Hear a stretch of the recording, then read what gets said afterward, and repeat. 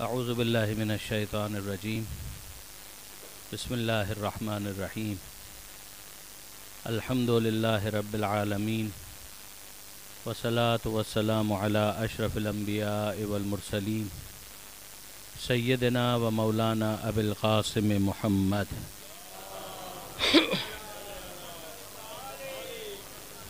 و اہل بیتہ الطیبین الطاہرین المعصومین المظلومین المنتجبین المنتخبین المیامین لا سیما علی الامام المنتظر والحجۃ الثانی عشر الذین اذهب اللہ عنہم الرجس وطہرہم تطہیرا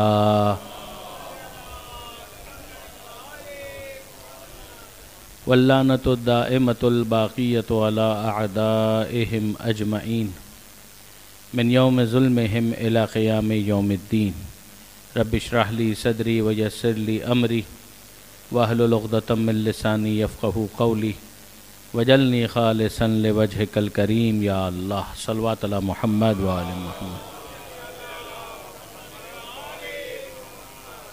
اما بعد، سورہ مبارکہ عنکبوت قرآن مجید کا 29واں سورہ آیت نمبر 13 پر کل ہماری بات ٹھہری تھی۔ میں نے یہ گزارش کی کہ پروردگار عالم نے اس مرحلے پر ایک نظریہ، ایک تھیوری اس کو کمپلیٹ کیا اور اس کے بعد پھر کیس اسٹڈی ہمارے سامنے رکھی۔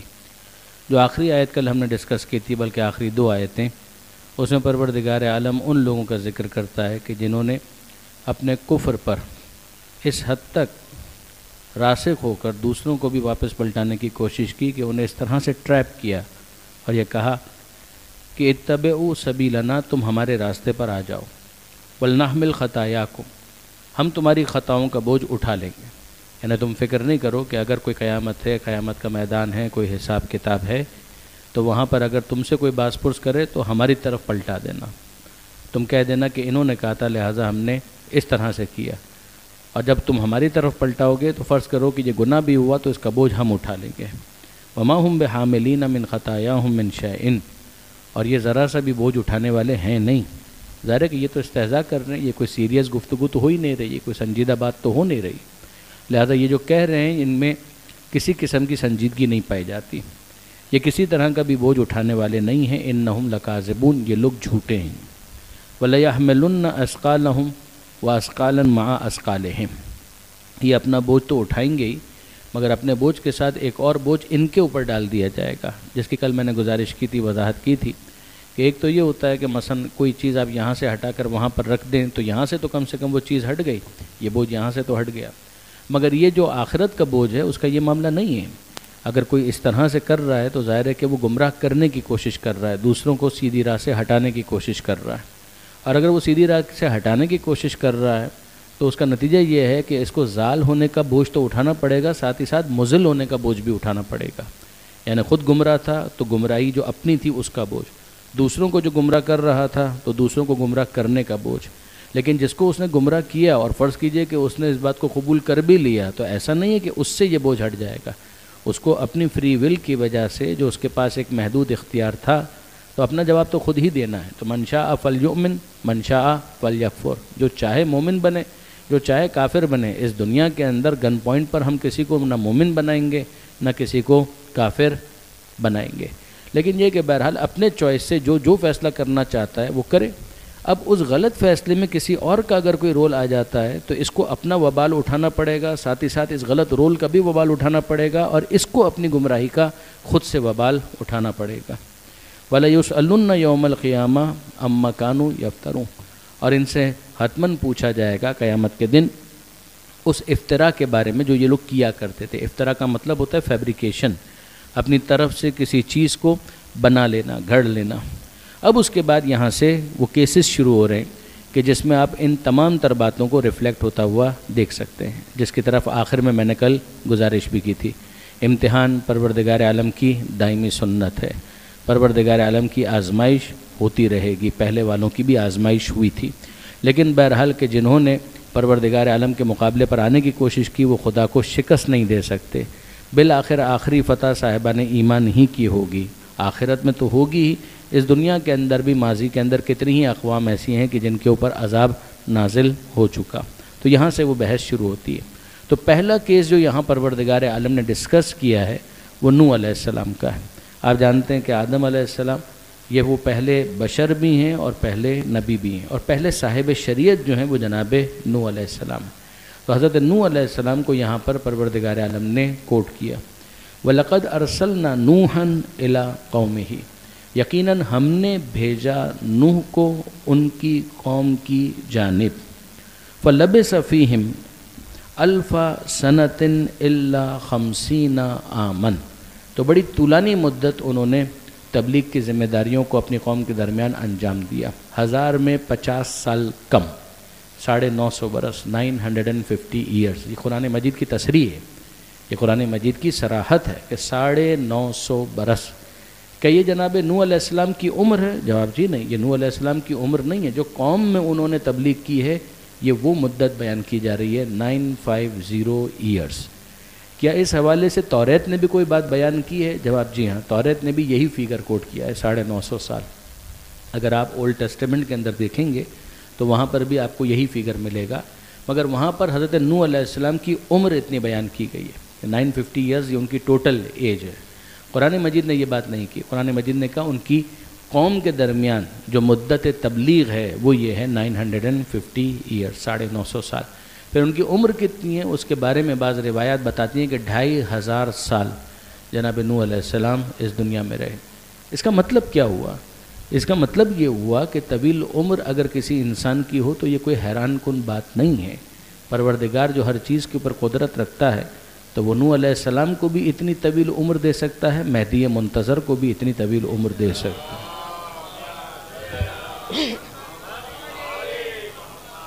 یعنی اس اعتراض کو تو ہم بہت ہی بچکانہ اعتراض کہیں گے کہ کوئی اتنی لمبی مدت تک کیسے زندہ رہ سکتا ہے۔ عیسیٰ علیہ السلام کے بارے میں آپ کا اور ہمارا کیا خیال ہے؟ حضرت عیسیٰ علیہ السلام تو اس وقت زندہ ہیں۔ مسلمانوں کا مین اسٹریم جو نظریہ ہے وہ یہی نظریہ ہے۔ چند استثناءات ہیں کہ جنہوں نے عیسیٰ علیہ السلام کی موت کی بات کی ہے، مثلا قادیانی جو ہیں وہ یہ بات کہتے ہیں، مگر ظاہر ہے کہ ان کو تو مسلمان ہی تسلیم نہیں کیا جاتا۔ باقی اس کے علاوہ جو عام طور پر مسلمان ہیں ان میں 99% وہ افراد ہیں کہ جو حضرت عیسیٰ علیہ السلام کی زندگی کے قائل ہیں۔ یعنی یہ نہیں ہے کہ وہ پیدا ہوں گے بلکہ وہ زندہ ہیں پردہ غیبت میں، اور آخری زمانے کے اندر ان کو ظاہر ہونا ہے، وہ جناب امام مہدی کے رائٹ ہینڈ ہوں گے، یعنی ان کا ساتھ دینے والے ہوں گے۔ تو عیسیٰ علیہ السلام اگر اتنی طویل مدت تک زندہ رہ سکتے ہیں تو ان سے تو بہرحال امام زمانہ کی عمر کم ہی ہے، لہذا یہ کوئی اچنبے کی بات نہیں ہے۔ بڑا ایک سطحی سا اعتراض ہے کہ جو عام طور پر کر دیا جاتا ہے۔ ممکن ہے کہ میرے نوجوان دوستوں میں سے بعض کے لیے حیران کن ہو، مگر یاد رکھیے گا امام مہدی کے بارے میں شیعوں کا تو یہ عقیدہ ہے ہی کہ وہ ولادت پا چکے ہیں اور آخری زمانے میں ان کا ظہور ہوگا، لیکن برادران اہل سنت کے اندر بھی بعض ایسے علماء گزرے ہیں کہ جو امام مہدی کے وجود کے بھی قائل ہیں۔ یعنی یہ نہیں وہ کہتے ہیں کہ آخری زمانے میں پیدا ہوں گے، بلکہ وہ اسی بات کے قائل ہیں کہ وہ پیدا ہو چکے۔ اور اس میں ایک بہت مشہور نام فقط میں مثال کے طور پر لے دیتا ہوں آپ کے سامنے، محی الدین عربی، یہ بہت مشہور نام ہے جن کو شیخ اکبر کہا جاتا ہے۔ صوفیہ جتنے بھی ہیں وہ ان کا بڑا احترام کرتے ہیں۔ انسان کامل ایک پوری اصطلاح ہے اور ایک پورا کانسیپٹ ہے کہ جس کو کوائن انہوں نے کیا تھا، یعنی سب سے پہلے یہ اصطلاح انہوں نے پیش کی تھی۔ میں نہیں کہہ رہا کہ یہ کوئی کنٹروورشل شخصیت نہیں ہے، فار اینڈ اگینسٹ ہر طرح کے افراد آپ کو مل جائیں گے کہ جو ان کی حمایت کرنے والے ہیں وہ غیر معمولی حمایت کرنے والے ہیں، جو ان کے اختلاف کرنے والے ہیں وہ غیر معمولی اختلاف کرنے والے ہیں، شیعوں میں بھی ہیں، سنیوں میں بھی ہیں۔ لیکن قطع نظر اس بات سے یہ طے ہے کہ وہ خود شیعہ نہیں تھے، لیکن شیعہ نہ ہونے کے باوجود وہ امام مہدی کو اس وجود کے ساتھ کہ جو اس دنیا کے اندر آنے کے بعد کسی کا ہوتا ہے وہ اس کے قائل ہیں۔ تو انہوں نے اس کی بات کی صراحت کی ہے کہ کوئی ایسا ایک وجود ہونا حتماً ضروری ہے۔ یہ درمیان میں بات آ گئی تو میں نے گزارش کر دی، اس لیے کہ بہرحال یہ غیر معمولی فیگر ہے، 950 برس ایک شخص ہے، وہ اپنی قوم کے درمیان ہے، قوم کے درمیان رہ کر وہ تبلیغ کے کام کو انجام دے رہا ہے، اور رزلٹ کیا ہے؟ آخر میں 80 افراد ہیں جو نوح علیہ السلام پر ایمان لائے۔ جو کشتی میں سوار ہوئے ہیں دے آر 80، یعنی اگر آپ غور فرمائیے تو یہ خود اپنی جگہ پر مسلمانوں کو سمجھایا جا رہا ہے کہ تم تعداد کو کبھی معیار مت بناؤ۔ انصاف کی بات یہ ہے کہ اگر اس زمانے میں حضرت نوح علیہ السلام کے نام پر ریفرنڈم کرایا جائے کہ بتاؤ کون کون ہے نوح علیہ السلام کو نبی ماننے والا اور کون ہے جو نوح علیہ السلام کو نبی نہیں مانتا، تو اگر ریفرنڈم کروایا جاتا تو نوح علیہ السلام نے وہ ریفرنڈم لوز کر دینا تھا، مگر کیا اس سے ان کی نبوت کے اوپر کوئی فرق پڑتا ہے؟ کیا ان کی رسالت کے اوپر کوئی فرق پڑتا ہے؟ جو واقعی حقیقتیں ہوتی ہیں وہ لوگوں کے ووٹ کی محتاج نہیں ہوتی ہیں۔ پروردگار عالم نے ان کو نبی بنایا ہے تو وہ نبی ہیں، 1 مانے، 1000 مانے، 1,00,000 مانے یا کوئی ایک بھی نہ مانے، لیکن اگر خدا نے ان کو نبی بنایا ہے تو وہ نبی ہیں، خدا نے ان کو رسول بنایا ہے تو وہ رسول ہیں۔ 80 افراد ان پر ایمان لائیں یا 8 لاکھ افراد ایمان لائیں یا 8 کروڑ افراد ایمان لائیں، ان کی نبوت پر کوئی فرق نہیں پڑتا، اس لیے کہ نبی کی ذمہ داری جو اس سورے کے اندر بھی آگے آ جائے گا صرف اتنی ہے کہ وہ پیغام کو صاف صاف پہنچا دے۔ لہٰذا کبھی بھی پیغمبر اکرم ختمی مرتبت احمد مجتبی محمد مصطفیٰ صلی اللہ علیہ وآلہ وسلم کہ ہم یہ کہیں کہ مثلا اس وقت گلوب پر کتنے افراد ہیں جو پیغمبر اکرم کو رسول مانتے ہیں، تو ظاہر ہے کہ ان کی تعداد اکثریت میں نہیں ہے آج بھی، as of today on the face of earth. اگر آپ مسلمانوں کی مردم شماری کروائیں پوری دنیا کے اندر تو کتنے افراد مسلمان ہیں؟ تو ظاہر ہے کہ اگر فرض کیجئے کہ 7 ارب اس وقت گلوب کی پاپولیشن ہے اراؤنڈ، تو اس میں سے 1 ارب نکل آئیں گے، 1 ارب سے کچھ زیادہ نکل آئیں گے، 1.25 ارب نکل آئیں گے، تو باقی تمام افراد کیا ہیں؟ وہ تمام کے تمام افراد پیغمبر اکرم کو نبی نہیں مانتے، تو ان کا نہ ماننا اس کی وجہ سے کیا پیغمبر اکرم کی نبوت کو کوئی نقصان پہنچتا ہے؟ پیغمبر اکرم کی نبوت کو کوئی نقصان نہیں پہنچتا۔ اس کا مطلب یہ ہوا کہ جو عدد ہے وہ ارریلیونٹ ہے، جو واقعی حقیقتیں ہیں اس میں ڈیجٹ کی امپورٹنس سیکنڈری ہے، اس کو آپ پرائمری کوئی دلیل کے طور پر پیش نہیں کر سکتے کہ اگر زیادہ افراد ایمان لے آئے تو اس کا مطلب یہ ہے کہ نبی برحق ہے، اور کم افراد اگر ایمان لائے تو اس کا مطلب یہ کہ نبی برحق نہیں ہے۔ اسی طریقے سے اگر کوئی امیر المومنین کو مولا نہیں مانتا، ان کو امام نہیں مانتا، اگر ان میں سے کچھ ایسے افراد ہیں کہ جو امیر المومنین کو خلیفہ برحق نہیں مانتے، تو اس سے اس امام برحق کی امامت کو کیا نقصان پہنچتا ہے؟ اس خلیفہ برحق کی خلافت کو کیا نقصان پہنچتا ہے؟ جس کو پروردگار نے بنایا ہے وہ ہے، لوگ مانیں یا نہ مانیں یہ لوگوں کا مسئلہ ہے۔ میں نے بعض مجالس کے اندر 5ویں امام امام محمد باقر علیہ الصلوۃ والسلام 5ویں امام کا ایک فرمان بھی شیئر کیا تھا، جب کسی نے سوال کیا 5ویں امام سے کہ یہ بتائیے کہ پیغمبر اکرم کے بعد علی کا ساتھ کتنے لوگوں نے دیا، یعنی اگر آپ غور کریں تو یہ بٹوین دا لائنز طنز ہے، یہ ٹونٹنگ ہے، ٹیز کرنے کی کوشش ہے کہ یہ بتائیے کہ پیغمبر اکرم کی جب وفات ہوئی تو کتنے لوگوں نے علی کا ساتھ دیا؟ تو امام نے کہا کہ گویا تم یہ کہنا چاہتے ہو کہ اگر زیادہ لوگوں نے ساتھ دیا تو اس سے علی کا مرتبہ بڑھ جائے گا، اور کم لوگوں نے ساتھ دیا تو علی کا رتبہ گھٹ جائے گا۔ کہا جی جناب میں یہی کہنا چاہ رہا ہوں، الفاظ میرے ہیں، مطلب اس مکالمے کے اندر ہے کہ جس کو آپ دیکھ سکتے ہیں۔ یعنی پھر سنیے گا کہ سوال کرنے والے نے 5ویں امام سے طنزیہ انداز میں ایک سوال کیا، جس کو کہتے ہیں نا بین السطور، اپنی مسکراہٹ جو طنزیہ مسکراہٹ ہے اس کو چھپاتے ہوئے بٹوین دا لائنز، کہ یہ بتائیے کتنے لوگوں نے علی کا ساتھ دیا پیغمبر اکرم کے بعد؟ تو امام پوچھتے ہیں کہ تم یہ کہنا چاہتے ہو کہ زیادہ لوگوں نے ساتھ دیا تو علی کا رتبہ بڑھ جائے گا، اور کم لوگوں نے ساتھ دیا تو علی کا رتبہ گھٹ جائے گا؟ کہ جی جناب میں یہی کہنا چاہ رہا ہوں۔ کہ تم نے بات ہی کو نہیں سمجھا، تم نے معیار ہی کو نہیں سمجھا۔ کہ پھر آپ فرمائیے کہ معیار کیا ہے؟ کہ معیار یہ ہے ہی نہیں، لوگوں کے ساتھ دینے کی وجہ سے علی کا رتبہ بڑھتا گھٹتا نہیں ہے، لوگ ساتھ دیں گے تو لوگوں کا رتبہ بڑھ جائے گا، لوگ ساتھ نہیں دیں گے تو لوگوں کا رتبہ گھٹ جائے گا۔ درود بھیجیے گا محمد و آل محمد۔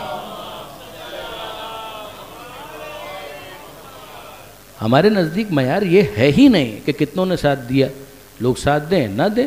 لوگوں کا مزاج یہ ہوتا ہے کہ آج اس چوک پر ایک کے زندہ باد ہونے کا نعرہ لگائیں گے، کل دوسرے چوک پر اسی کے مردہ باد ہونے کا نعرہ لگائیں گے۔ تو لوگوں کے نعرے لگانے سے اگر کوئی شخص واقعاً کوئی بہت زیادہ امپریس ہو جاتا ہے، متاثر ہو جاتا ہے، تو پھر میں کہوں گا کہ یہ اس کی سادہ لو ہی ہے۔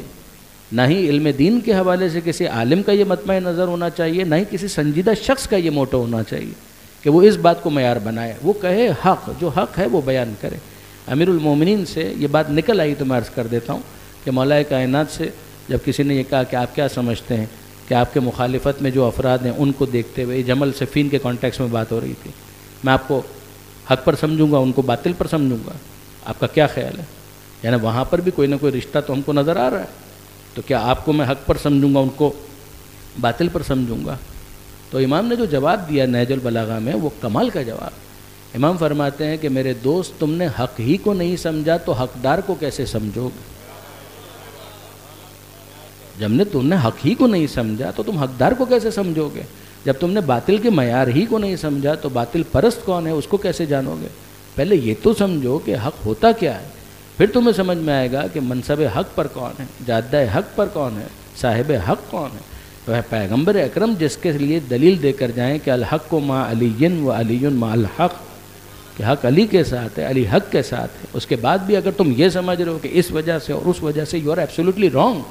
وہاں پر کوئی رشتے نہیں نبھائے جا رہے تھے، جو حق اور حقیقت تھی اس کا معیار سمجھایا جا رہا تھا۔ تو یہ یاد رکھیے گا کہ نبی کے لیے یہ چیز irrelevant ہے۔ نبی کا دل ضرور دکھے گا، نبی کا دل ضرور کوڑھے گا کہ یہ لوگ ایمان نہیں لاتے، جہنم میں چلے جائیں گے، آخر میں اپنا نقصان کریں گے۔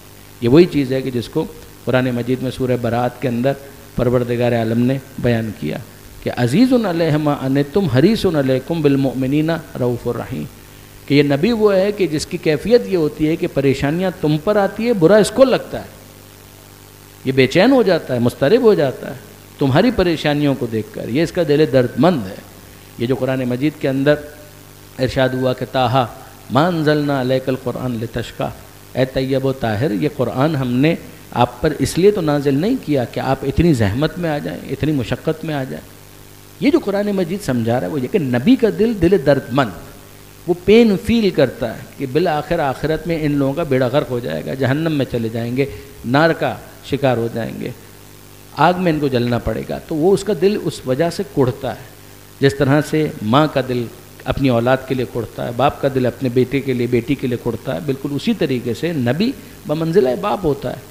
لیکن یہ ہے کہ بہرحال وہ لوگ اگر نہ ایمان لائیں تو اس سے نبی کا جو مرتبہ و منصب اور مقام ہے یا اس کے کامیاب اور ناکام ہونے کا اس سے کوئی تعلق نہیں۔ اگر آپ اس کو معیار بنا لیں گے تو پھر تو کوئی شہید کامیاب ہوتا ہی نہیں ہے، پھر تو شہادت کامیابی نہیں ہے۔ جیسے کہ بالآخر شہید تو ہو گیا، بالآخر وہ تو زمین کے نیچے چلا گیا، بالآخر اس کو تو دفن کر دیا، بالآخر اس کا تو خون بہہ گیا، تو پھر کامیاب کہاں ہوا؟ لیکن آپ غور کیجئے کہ وہ جو کائنات کے بڑے شہیدوں میں سے ایک شہید ہے، جب اس کی شہادت ہوتی ہے تو اس کی زبان پر آتا ہے فزت برب الکعبہ، کہ رب کعبہ کی قسم میں کامیاب ہو گیا۔ تو کامیابی اور ناکامی کا کوئی معیار ہے، اس معیار کو سمجھیں۔ رضا پروردگار، خدا نے میرے ذمے کیا ٹاسک رکھا تھا میں اس کو انجام دے لوں، تو پھر اس کے بعد شہادت ہو، ویسے زندہ رہیں، طبی موت چلے جائیں، بسم اللہ۔ یہ وہ چیز ہے کہ جس کو معیار کے طور پر سمجھنا ہے۔ نوح نبی ہیں، رسول ہیں، 950 برس، اتنا طولانی عرصہ انہوں نے قوم کے درمیان گزار دیا، تبلیغ کر رہے ہیں، خدا کی عبادت کی دعوت دے رہے ہیں، لوگ نہیں مان رہے، مگر ان کی کنسسٹنسی کے اندر، ان کے صبر میں، ان کے استقامت کے اندر آپ کو کہیں کمی نظر نہیں آئے گی۔ لقد ارسلنا نوحا الی قومہ، ہم نے نوح علیہ السلام کو بھیجا ان کی قوم کی جانب، فلبث فیہم الف سنۃ الا 50 عاما، 1000 میں 50 برس کم نوح علیہ السلام اپنی قوم کے درمیان رہے۔ فاخذہم الطوفان، تو بالآخر پھر کیا ہوا؟ طوفان نے ان کو اپنی گرفت میں لے لیا۔ یہ طوفان کا جو لفظ ہے، اس کا جو روٹ ورڈ ہے وہ ہے طواف، جس سے آپ واقف ہیں، طواف انسرکل کرنا، یعنی گرد گھومنا۔ تو اگر کوئی چیز ہے وہ چاروں طرف سے گھیرے میں لے لے، اس کو طواف کہتے ہیں، اسی کو طوفان کہتے ہیں۔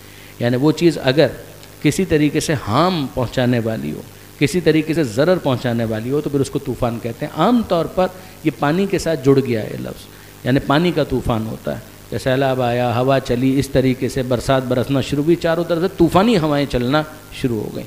تو جناب نوح علیہ السلام کی قوم پر جو عذاب آیا وہ آپ سب جانتے ہیں کہ نوح علیہ السلام کی قوم پر آنے والے عذاب کو طوفان کہا جاتا ہے، طوفان نوح علیہ السلام۔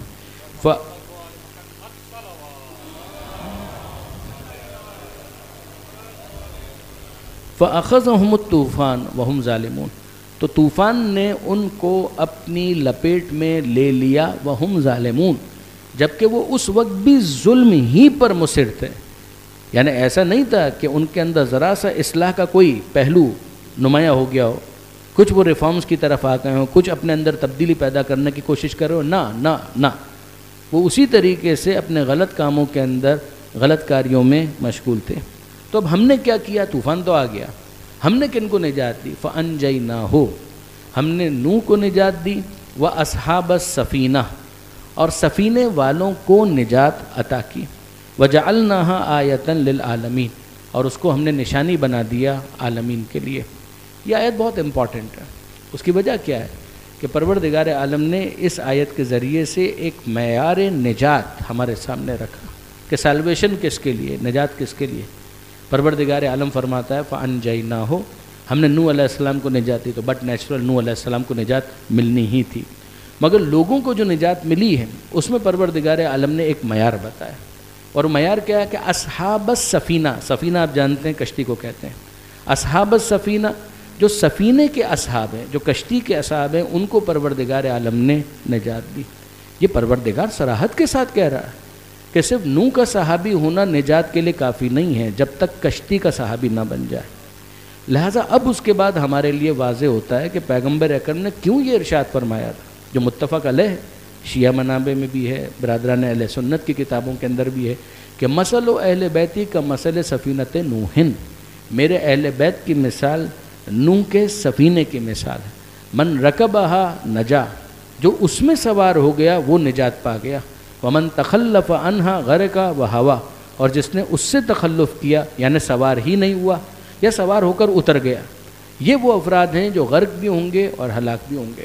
تو یہاں پر ہم کو سمجھ میں آیا کہ جو سفینے میں سوار ہوتا ہے اسے نجات ملتی ہے۔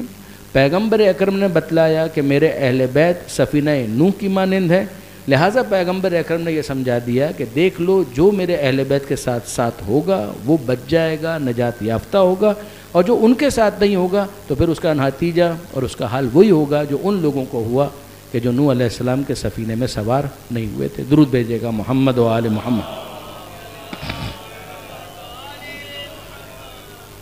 پھر پروردگار فرماتا ہے کہ ہم نے اس کو نشانی بنا دیا۔ یہ پورا واقعہ بھی ہو سکتا ہے، خود کشتی بھی ہو سکتی ہے کہ ظاہر ہے کہ وہ کشتی اس زمانے میں ایک پورا معیار بن گئی کہ جو اس میں ہے وہ نجات یافتہ ہے، تو یہ خود ایک نشانی، جو اس میں نہیں ہے وہ غرق ہو جائے گا، یہاں تک کہ نوح علیہ السلام کا اپنا بیٹا وہ بھی نہیں بچ سکا۔ تو سورہ ہود کے اندر پروردگار عالم نے تفصیل بیان کی ہے۔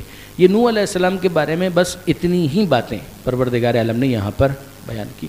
اب اس کے بعد ذکر ہوتا ہے ابراہیم علیہ السلام کا، وَإِبْرَاهِيمَ إِذْ قَالَ لِقَوْمِهِ، اور ابراہیم جب انہوں نے کہا اپنی قوم سے اعبدوا اللہ، عبادت کرو اللہ کی، واتقوہ، اور اس کے غضب سے بچو، اس کا تقوی اختیار کرو۔ تقوی کے اندر انسان کو اپنے آپ کو بچانا ہوتا ہے، جیسے روزے کے اندر اپنے آپ کو بچانا ہوتا ہے کہ یہ نہیں کر سکتے وہ نہیں کر سکتے، یعنی کھانا نہیں کھا سکتے تو روٹی ہے تو اپنے آپ کو فاصلے پر کر لو، پانی ہے تو اپنے فاصلے پر کر لو۔ اسی طریقے سے ایک غضب پروردگار، اس کے مقابلے میں اپنے آپ کو بچانا، تو ماہ رمضان ہو یا اس سے ہٹ کر جب کبھی انسان اپنے آپ کو غضب پروردگار سے دور کرتا ہے، یعنی گناہوں سے اپنے آپ کو دور کرتا ہے، حرام کاموں سے اپنے آپ کو دور کرتا ہے، اجتناب کرتا ہے، فاصلے پر ہو جاتا ہے، یہ وہ چیز ہے کہ جو تقوی کی ایک تعبیر ہے۔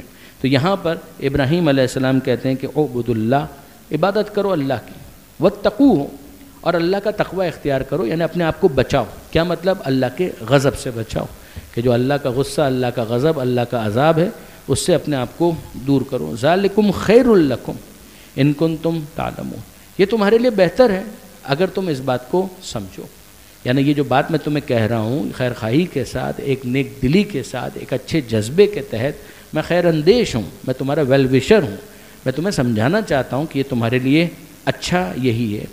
انما تعبدون من دون اللہ اوثانا، جن کی تم عبادت کر رہے ہو اللہ کو چھوڑ کر۔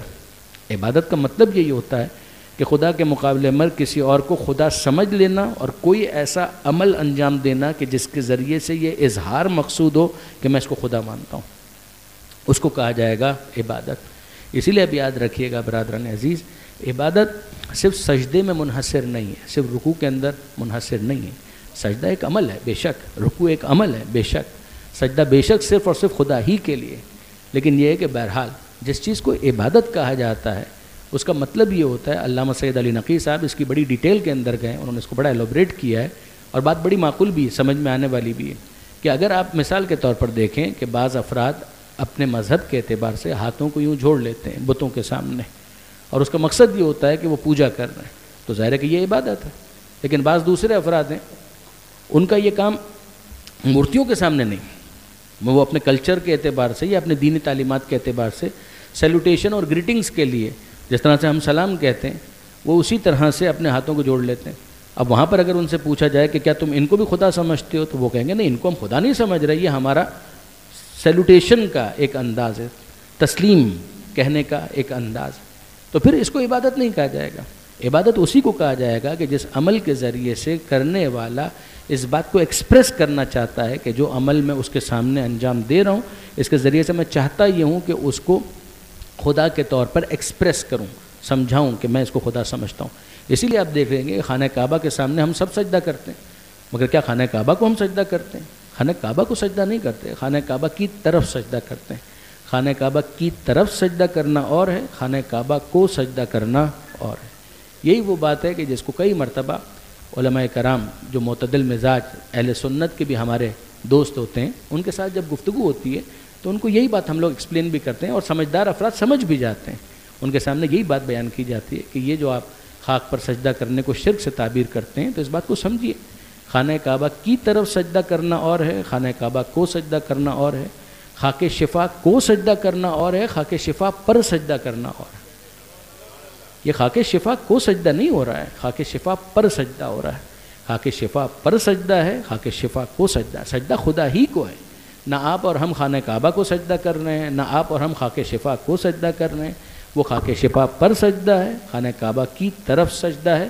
بالکل اسی طریقے سے ہر چیز کو اس کے کانٹیکس کے اندر، سیاق اور سباق کے اندر سمجھنے کی ضرورت ہوتی ہے۔ یہاں پر اگر آپ دیکھیں کہ وہ بت پرستی کر رہے ہیں، کیا مطلب؟ بتوں کو خدا مان رہے ہیں، اور پھر وہ اعمال بھی انجام دے رہے ہیں کہ جس کے ذریعے سے یہ ایکسپریس کرنا مقصود ہے کہ ہم اس کو خدا سمجھتے ہیں۔ یہ عبادت ہو گئی۔ یہ جس کی تم عبادت کر رہے ہو اللہ کو چھوڑ کر، اوثانن، یہ تو اوثان ہے۔ اوثان کہتے ہیں عربی کے اندر بتوں کو، وثن کی جمع اوثان۔ اوثان یعنی بت، یعنی تم خود سوچو کہ یہ کتنی نانسنس بات ہے کہ تم اپنے ہاتھ سے بنا رہے ہو، اور بنانے کے بعد کہہ رہے ہو کہ جس کو ہم نے اپنے ہاتھ سے بنایا ہے اس نے ہم کو بنایا ہے۔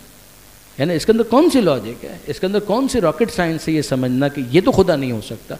یعنی کسی اور کے بارے میں کوئی غلط فہمی ہو تو بات پھر بھی ڈسکشن کے لیے آگے بڑھے گی، مگر بت پرستی جو آئیڈل ورشپنگ ہے اس کو اسلام بہت زیادہ کنڈیم اسی وجہ سے کرتا ہے کہ بت پرستی کے اندر تو کوئی لاجک ہو ہی نہیں سکتی۔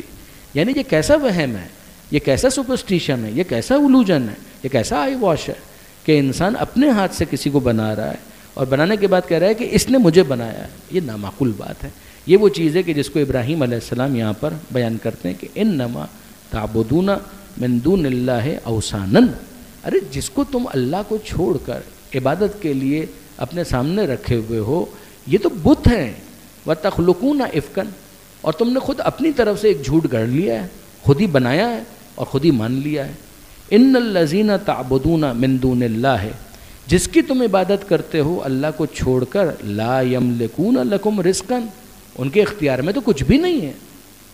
دے ہیو نتھنگ، وہ پاور لیس ہے، وہ ایک مورتی ہے، وہ بت ہے، ایک اسٹیچو ہے، نہ اس کے پاس ادراک، نہ تعقل، نہ تخیل، نہ کوئی انٹلیکٹ، شعور، کچھ بھی نہیں ہے اس کے پاس۔ یعنی اتنا بھی نہیں ہے کہ جتنا انسان ہوتے ہوئے تمہارے پاس ہے، وہ تو تم سے بھی پست ہے۔ کوئی جسٹیفیکیشن ہونی چاہیے کہ تم کیوں اس کے پاس جھک رہے ہو۔ لا یملکون لکم رزقا، نہ وہ تمہارے رزق کے لیے کوئی اختیار رکھتے ہیں، ملکیت رکھتے ہیں۔ فابتغوا عند اللہ الرزق، تو اللہ ہی کے پاس اپنا رزق تلاش کرو۔ واعبدوہ، اور اسی کی عبادت کرو۔ واشکروا لہ، اور اسی کا شکر ادا کرو۔ اس کے پاس اپنا رزق تلاش کرو، یعنی بالآخر رزاق وہی ہے۔ یوں اگر تم دیکھو تو مثلا کسان ہے، وہ بھی کھیت کے اندر ہل چلاتا ہے تو اگا لیتا ہے، مگر وہ زارع ہے۔ وہ ظاہر ہے کہ بظاہر تم کو نظر آتا ہے کہ اس نے بیج بو دیا ہے، مگر کیا اس کو اگانے والا وہ ہے؟ یہ وہی چیز ہے کہ جس کو سورہ واقعہ کے اندر پروردگار عالم نے ڈسکس بھی کیا کہ تم اس کو پیدا کرتے ہو یا ہم اس کو پیدا کرتے ہیں۔ تو بالآخر تمہارے سامنے جو چیز نظر آ رہی ہے وہ ظاہری طور پر ایز اٹ اپیئرز، کچھ وسائل ظاہری ہیں، کچھ اسباب ظاہری ہیں، مگر صحیح معنوں میں جو اس کو بنانے والا، پیدا کرنے والا ہے وہ تو پروردگار ہی ہے۔ تو عبادت بھی اسی کی ہونی چاہیے۔ خدا ہونے کی کیپیسٹی میں جو شکر ادا کیا جائے گا وہ اسی کا ادا کیا جائے گا۔ الیہ ترجعون، اور پھر اس کے بعد اسی کی بارگاہ میں تم سب کو پلٹایا بھی جائے گا۔ یعنی یا تو یہ ہوتا نا کہ اس نے تم کو پیدا کر دیا، اب تو اس کا کوئی زور چلتا نہیں۔ جیسے مثال کے طور پر ہم ماں باپ کے کیس کے اندر یہ کہیں کہ بھئی اب تو بوڑھے ہو گئے بیچارے، اب تو وہ خود ہمارے محتاج ہو گئے، تو اب وہ ہمارا کیا بگاڑ لیں گے؟ یہ بڑا جسارت کا جملہ ہے.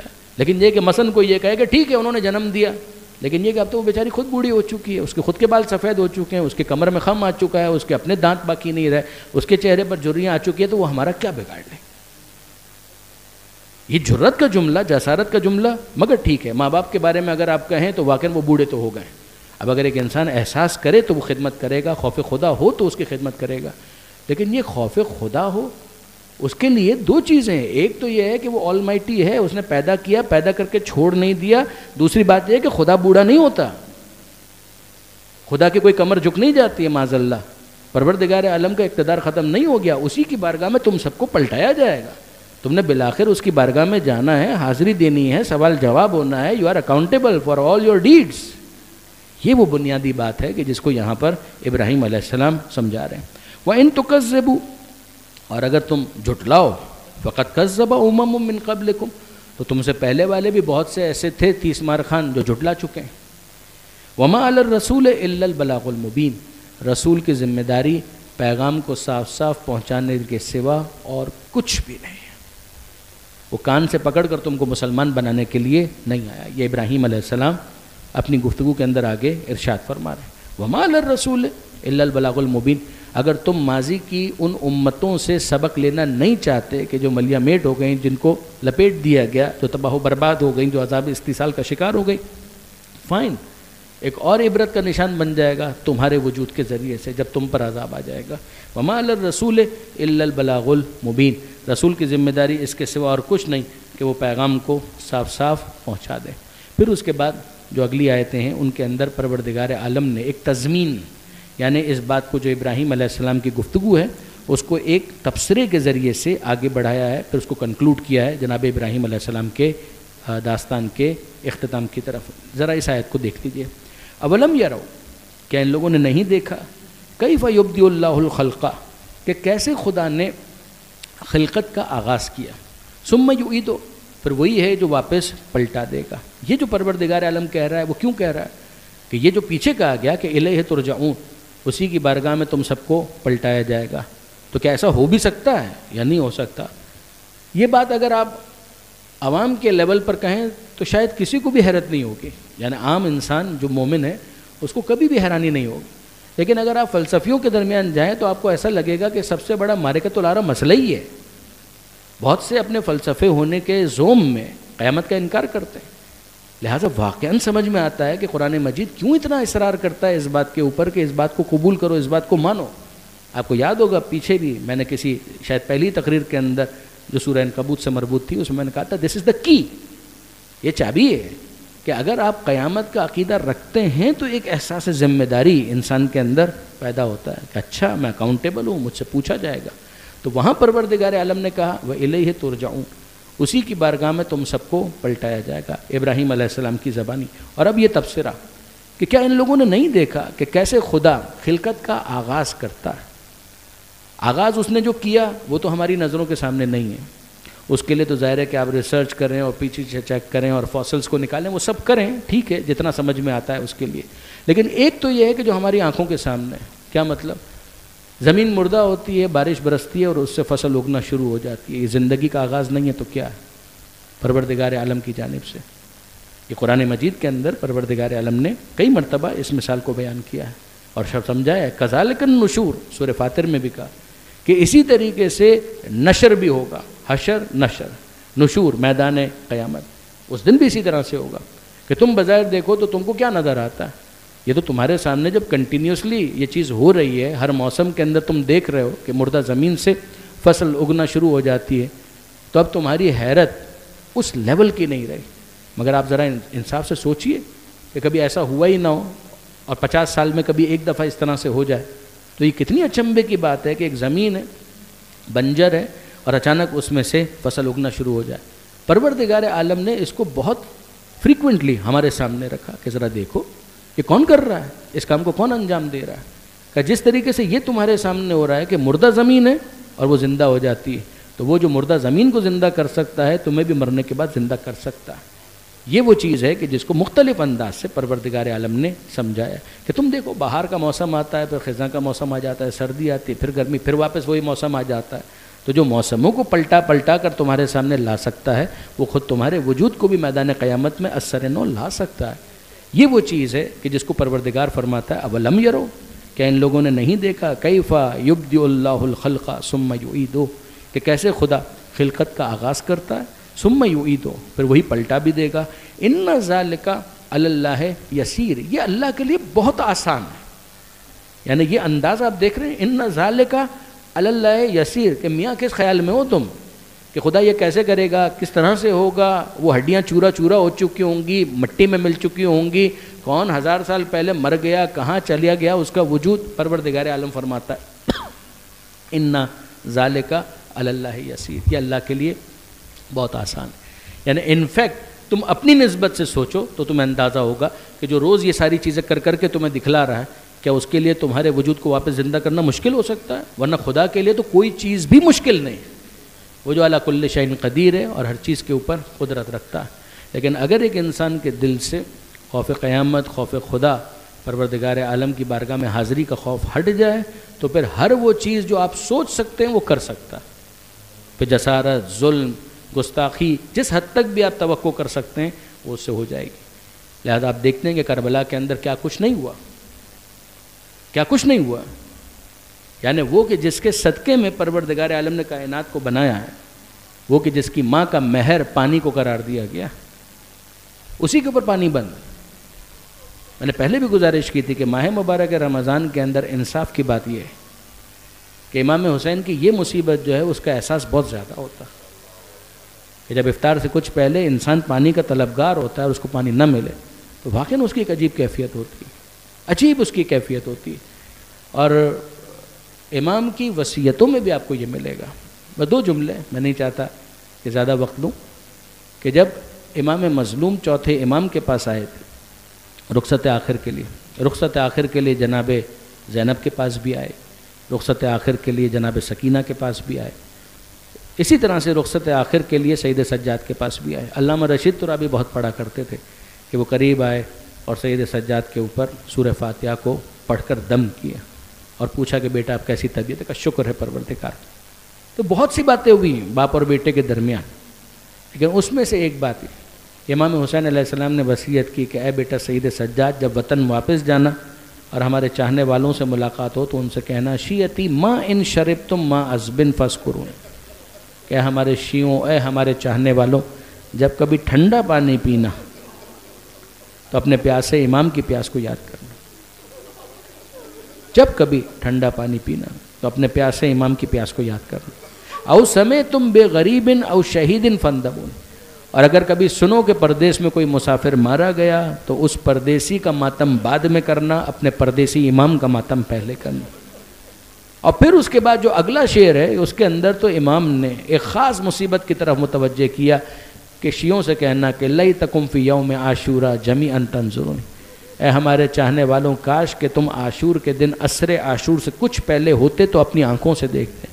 اور کیا دیکھتے کہ کیف استسقی لطفل، کہ کیسے میں اپنے اصغر کے لیے پانی مانگ رہا، وہ 6 ماہ کا بچہ کہ جس کا کوئی قصور کسی شریعت، کسی قانون، کسی لغت کے اندر نہیں ہو سکتا، میں کہہ رہا تھا کہ اس بچے کو پانی پلا دو، کیف استسقی لطفل، کیسے میں اس بچے کے لیے پانی مانگ رہا تھا، فابوا ان یرحمونی، پانی تو نہ آیا، 3 بھال کے تیر سے اس بچے کو سیراب کیا گیا۔